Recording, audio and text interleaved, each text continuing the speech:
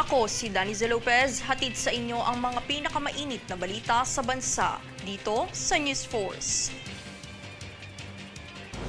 Sa ulo ng mga balita, trabaho ng mga OFW sa South Korea patuloy pa rin sa kabila ng pagkabahala sa umiiral na tensyong pampolitika. Inflation rate ng Pilipinas bumilis ng 2.5%. Ilang mambabatas nilinaw na walang impeachment na pinag-usapan sa fellowship ni PBBM. NBI nagpaalala sa publiko na may limitasyon ang freedom of expression. Pinakaunang solar project sa Central Luzon pinaghahandaang ipatupad. K-pop group ENHYPEN nasa Pilipinas muli para sa kanilang fan meet. Patas at pantay na balita, komprehensibong ulat para sa pulso ng masa. Ito ang News Force.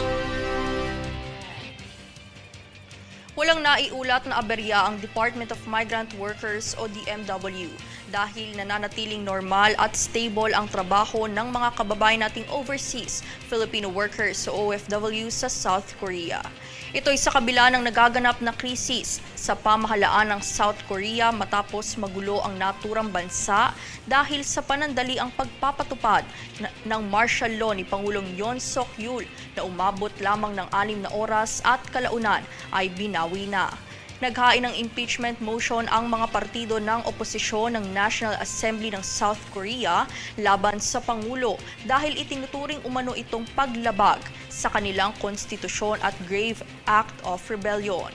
Tinitiyak naman ng DMW na nanatiling ligtas ang mga manggagawang Pilipino at maaari pa ring maglabas-pasok ang mga Pinoy sa South Korea, mapatravel man o deployment para sa trabaho.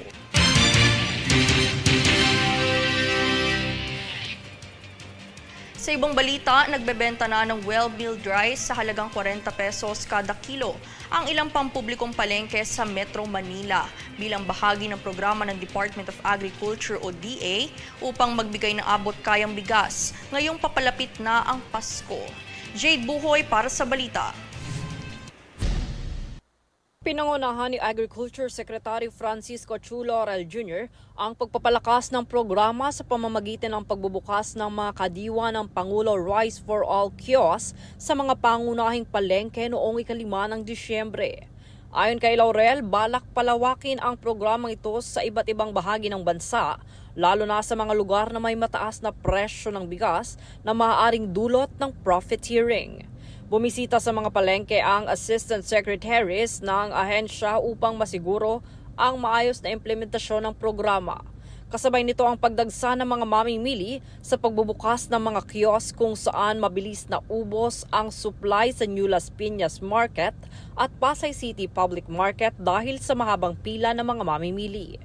Pahayag pa ng ahensya, plano rin nilang maglagay ng kadiwa kiosk sa mga MRT at LRT stations sa susunod na linggo, habang inaayos ang mga logistics tulad ng imbakan at seguridad. Bukod pa rito, target rin ng DA na makipagtulungan sa iba't ibang ahensyang nauugnay dito. Jade Buhoy, nag-uulat para sa One Media Network.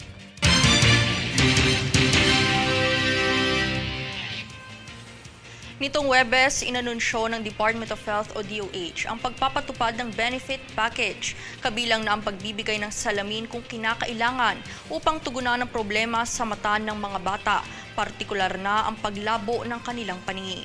Payag ni Secretary Teodoro Herbosa na pag-alaman nila na ang paglutas sa problema na ito ng mas maaga ay mas mainam kumpara sa gagastusin nila sa pagpapakonsulta at pagpapasalamin. Sa inisyal na presentasyon ng DOH, nakatuon ito sa mga batang nasa edad 5 hanggang 6 na taon.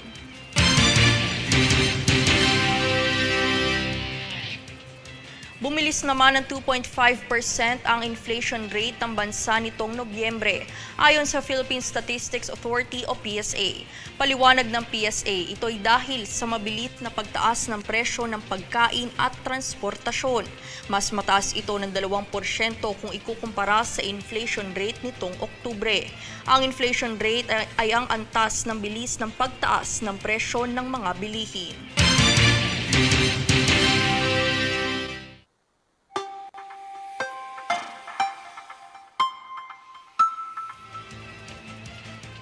Sa ating ulat panahon, parehong nakakaapekto ang shareline at amihan sa Hilagang Luzon ng bansa. Partikular ng apektado ng shareline ang Cordillera Administrative Region, Cagayan at Isabela, habang Batanes pa rin ang pinaka-naapektuhan ng amihan.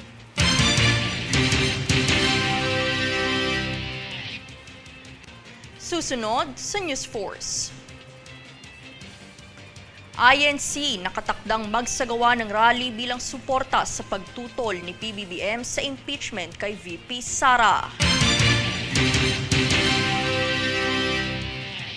Diplomatic relasyon ng Pilipinas at Malaysia mas pinagtitibay. Ilang mambabatas nilinaw na walang impeachment na pinag-usapan sa fellowship ni PBBM. Manatiling nakatutok para sa higit pang mga balita sa pagbabalik ng News Force.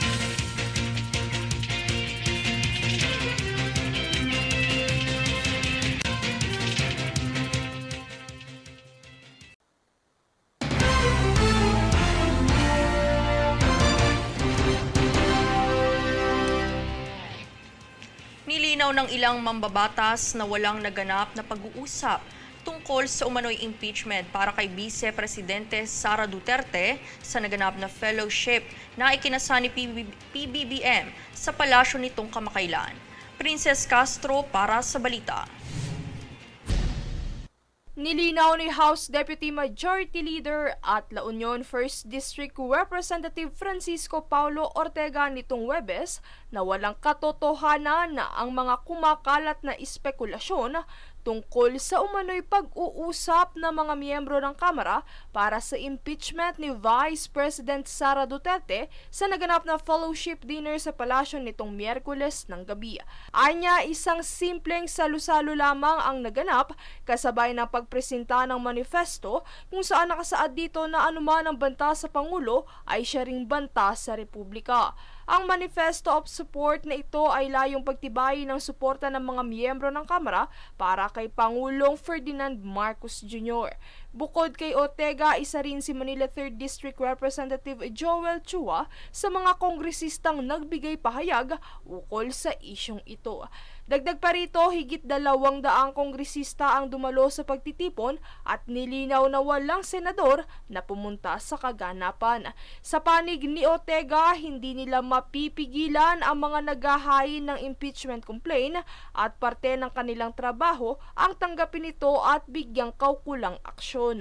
Ngunit sa ngayon, nakatuon daw muna ang kanilang trabaho sa pagdinig ng mga panukala at iba pang usapin.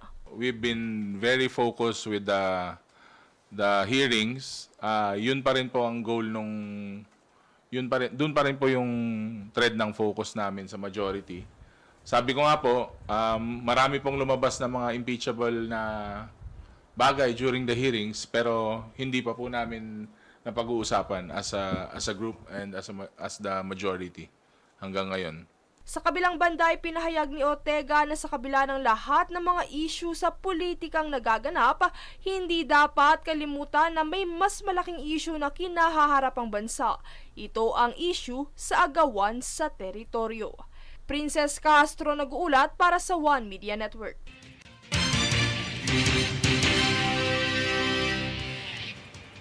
May panawagan naman si Senate President Francis Cheese Escudero sa mga senador na iwasan ang pagbibigay ng pampublikong pahayag patungkol sa impeachment complaints laban sa bise upang mapanatili ang pagiging patas ng proseso. Binigyang diin ni Deputy Majority Leader Paulo Ortega na mahalaga ang pagiging neutral ng Senado, lalo na kung aabot ang kaso sa kanilang jurisdiksyon para mapanatili ang tiwala ng publiko. Ayon sa konstitusyon, tanging ang Kamara ang may kapangyarihang mag-umpisa ng impeachment na kailangan dumaan sa masusing pagsusuri bago dalhin sa Senado para sa paglilitis.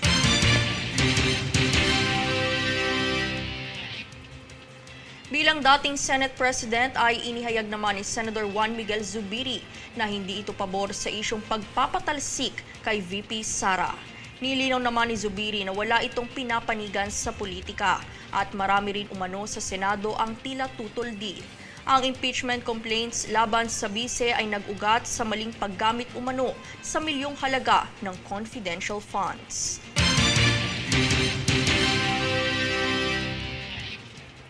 Sa kaugnay na balita ay suportado ng Iglesia ni Cristo o INC ang pagpigil ni Pangulong Ferdinand Bongbong Marcos Jr. sa pagpapatalsik sa pwesto kay VP Sara Duterte, kaya't nakatakdang magsagawa ng rally ang INC bilang pagpapakita ng kanilang suporta. Para sa detalye, narito si Francis Riudique. Nakatakdang mag-organisa ng nationwide rally ang Iglesia ni Cristo o INC. Inanunsyo ito sa media outlet ng INC na aniya ito ay bilang suporta sa pagpigil sa impeachment na inihain laban kay Vice President Sara Duterte. Sumasang-ayon umano ang INC sa pahayag ni Pangulong Ferdinand Marcos Jr. na wag nang ituloy ang impeachment dahil aniya may mas maraming problema ang bansa na dapat tutukan. Dagdag pa rito ay sinusulong lamang umano ng INC ang kapayapaan, kung saan hindi sila sang-ayon sa posibleng kaguluhan na magmula sa anumang panig. Matatandaang kinumpirma ni Pangulong Marcos na mula sa kanya ang text message na naghihikayat sa mga mambabatas na huwag nang maghain ng impeachment complaint laban kay VP Sara. Sa kasalukuyan, 2 impeachment complaints na ang inihain laban sa Vice Presidente. Kaugnay ito ng umano'y katiwalian sa paggamit ng pondo ng Office of the Vice President at Department of Education. Francis Riudique, nag-uulat para sa One Media Network.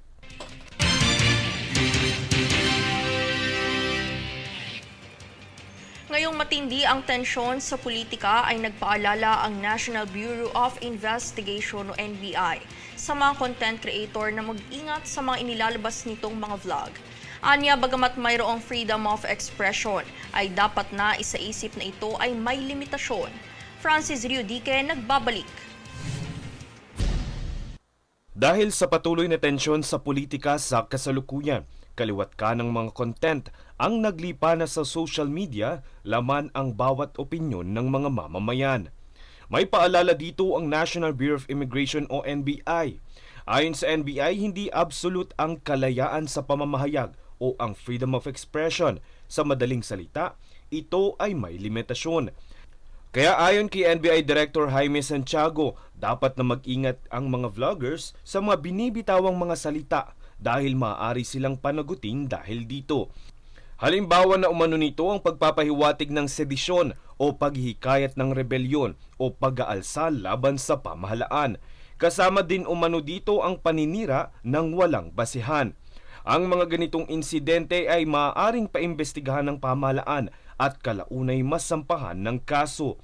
Pagbabahagi pa ni Santiago, lumapit sa kanilang ahensya si Surigao del Norte Representative Ace Barbers kaugnay ng naturang issue. Ayon sa liham ni Barbers, siya umano ay target ng mga umano'y bayarang trolls at vloggers na posibleng may kaugnayan sa mga iligal na pogo at droga. Paalala ni Santiago sa mga government officials, maaari silang magsampa ng reklamong cyber libel kung sila man ay siraan o kutsain ng mga vlogger. Francis Riudique, nag-uulat para sa One Media Network.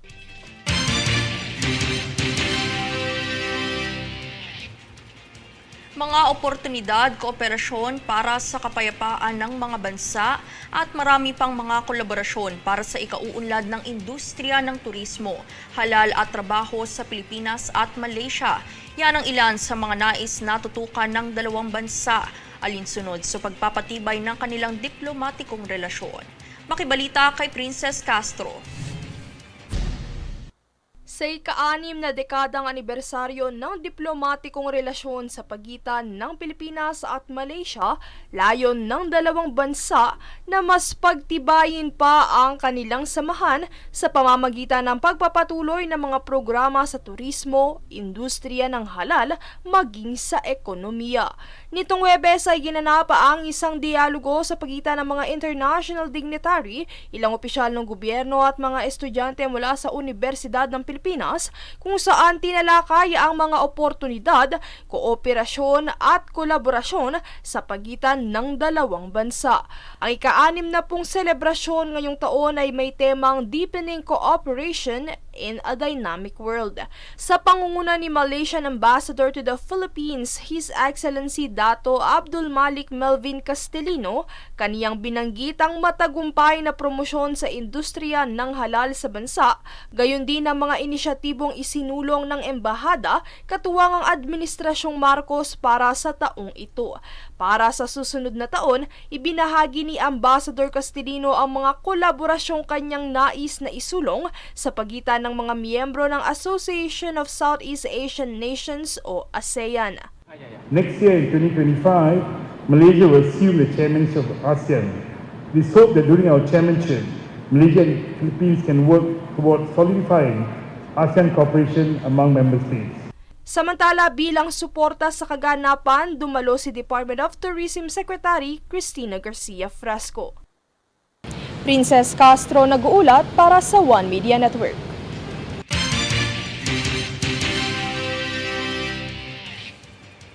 Isinusulong din ng Malaysia ang pagpapalawak sa industriya ng paghahabi at turismo sa isa sa mga estado ng naturang bansa sa Borneo, ang Sarawak.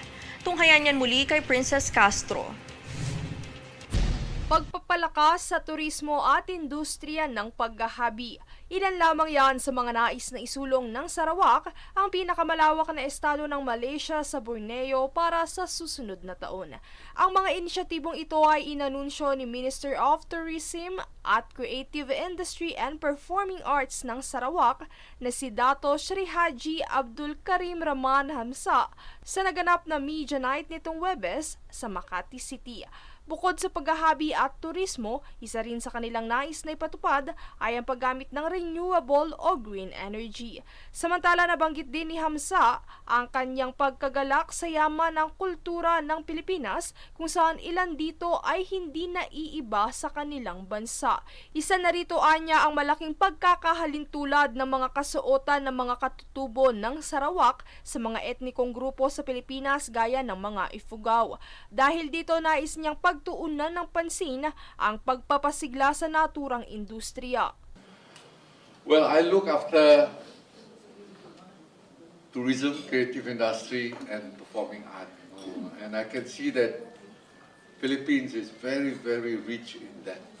Sa kabilang banda, isa sa mga ilulunsad ng Sarawak sa taong 2025 ay ang kanilang sariling airline kung saan balak na isama ang Maynila sa magiging flight destination ng eroplano. Sa pagtatapos, umaasa ang ministro na magiging matagumpay ang mga layuning ito sa tulong na rin ng matibay na kooperasyon at kolaborasyon ng dalawang bansa. Princess Castro nag-uulat para sa One Media Network.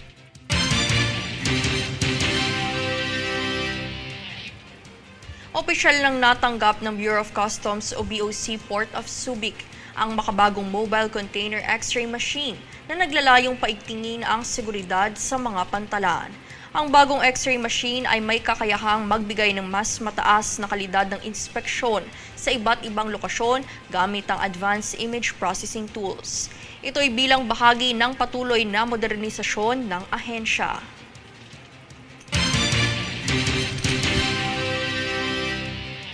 Susunod sa News Force. NKTI pinasinayaan ng Vita Infinitum Monument bilang dedikasyon sa mga yumaong organ donor. Pinakaunang solar project sa Central Luzon, pinaghahandaan ipatupad.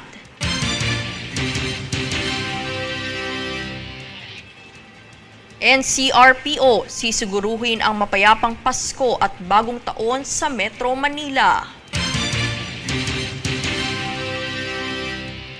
Manatiling nakatutok para sa higit pang mga balita sa pagbabalik ng News Force.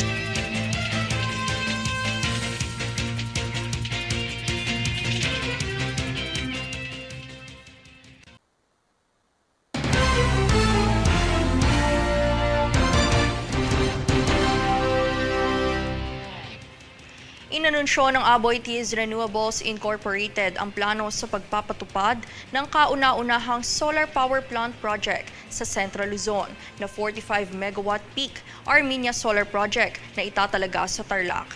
Sa pahayag ng Aboitiz Power, kasalukuyan ng may 4 na solar facilities sa bansa.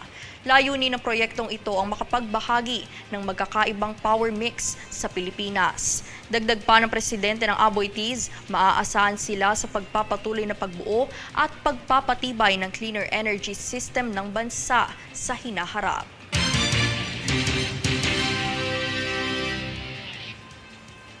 Binigyang pagkilala ang mga yumaong organ donor sa inaugurasyon ng inililok na Vita Infinitum. Ang buong kaganapan panoorin.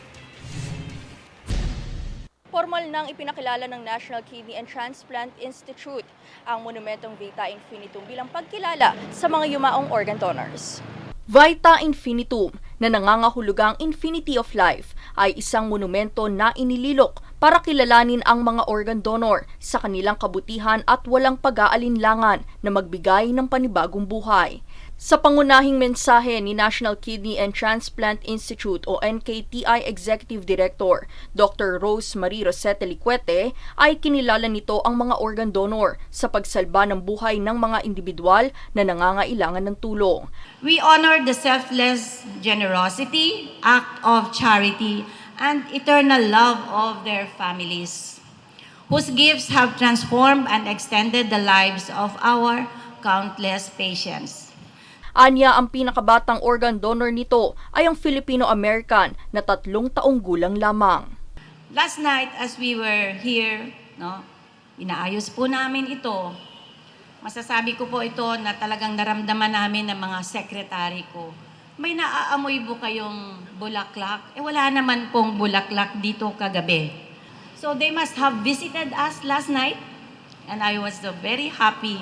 Bahagi rin sa inaugurasyon ng Vita Infinitum ang Philippine Red Cross o PRC, kung saan inihayag ni PRC Secretary General Dr. Gwen Pang ang buong suporta ng organisasyon sa mga inisyatibo at proyekto ng NKTI na layong isulong ang advokasya sa organ donation.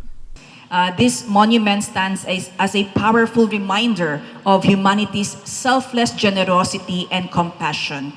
A monument demonstrating our tribute to extraordinary individuals who, in their final moments, choose to give others the ultimate gift, a chance at life. Katuwang ng PRC ang NKTI sa pagsalba ng mga buhay, lalo na't sa panahon ng pandemya at mga kalamidad na humantong sa pagbaha at nagresulta sa pagdami ng mga kaso ng leptospirosis, kung saan humarap sa matinding pagsubok ang sektor ng kalusugan. Ayon kay Pang, handog ng PRC ang psychosocial support sa mga pamilyang nagdadalamhati, kung saan patuloy din itong isinasailalim sa pagsasanay ang mas maraming volunteers para sa pagpapalaganap ng kaalaman ukol sa kahalagahan ng organ donation. Together, we will work to educate communities, dispel misconception, and inspire more Filipinos to see organ donation as a gift of hope and life to humanity. Sa mensahe naman ni Senator Christopher Bongo ay ipinarating nito ang kanyang buong suporta sa organ donation at transplantation ng NKTI. Bilang chairperson ng Senate Committee on Health and Demography ay naniniwala si Go na dapat nabigyang kamalayan ang publiko ukol sa benepisyo ng organ donations. Isinagawa naman ang releasing of butterflies bago matapos ang programa bilang pagpupugay sa mga yumaong organ donor. Daniza Lopez, nag-uulat para sa One Media Network.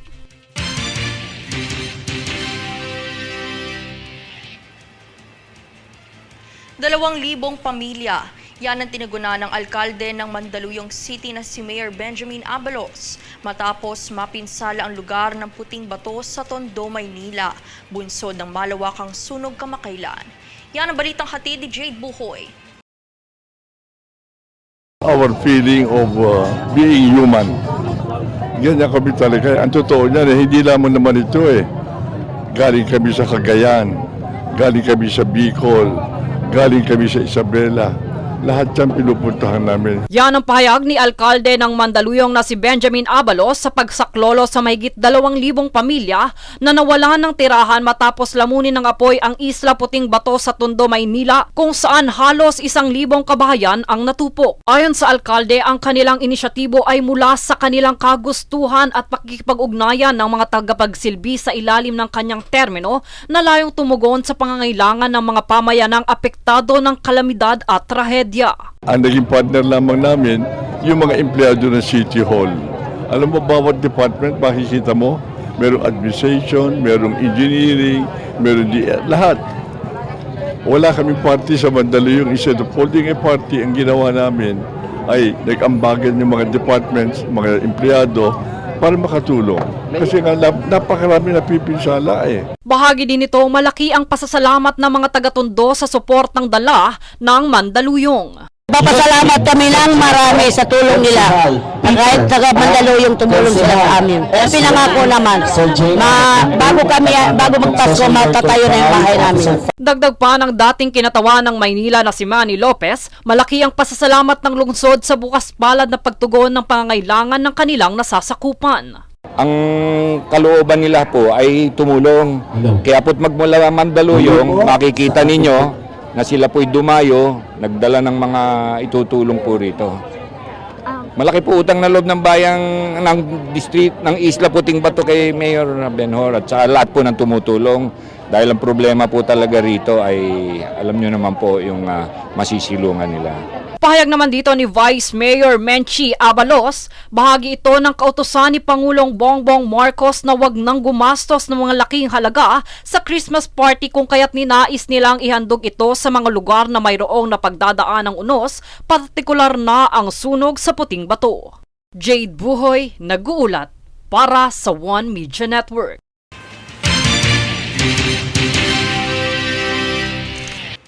Titiyakin naman ng National Capital Region Police Office o NCRPO na magiging mapayapa ang holiday season dahil patuloy ang ahensya sa pagtugis ng mga krimen sa Metro Manila.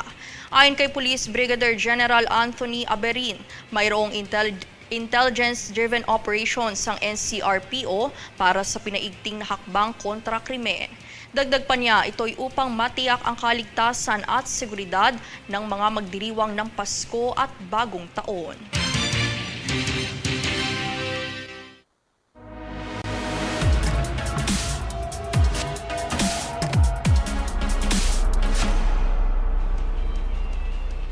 Sa ikalimang pagkakataon, nasa Pilipinas muli ang K-pop group na ENHYPEN para sa kanilang Destin Duncan Fun Meet na magaganap ngayong araw sa Araneta Coliseum alas 7 ng gabi.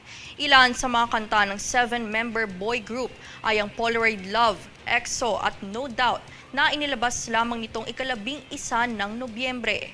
Inaasahang babalik ang ENHYPEN sa susunod na taon para sa kanilang Walk the Line World Tour na magaganap sa Philippine Sports Stadium sa Bulacan sa ikaunang araw ng Marso.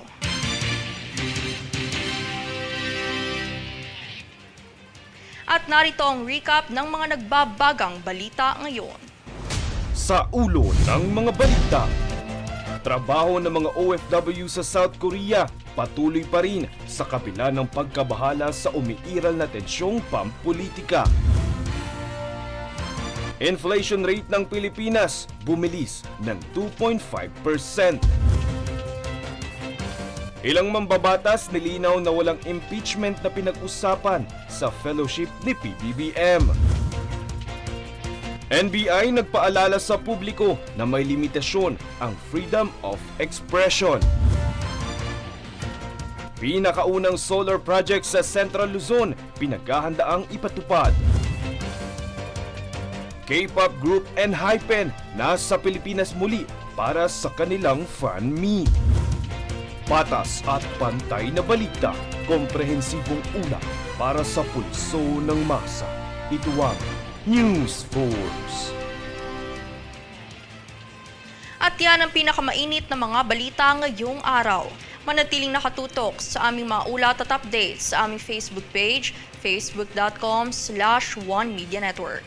Ako si Daniza Lopez at ito ang News Force.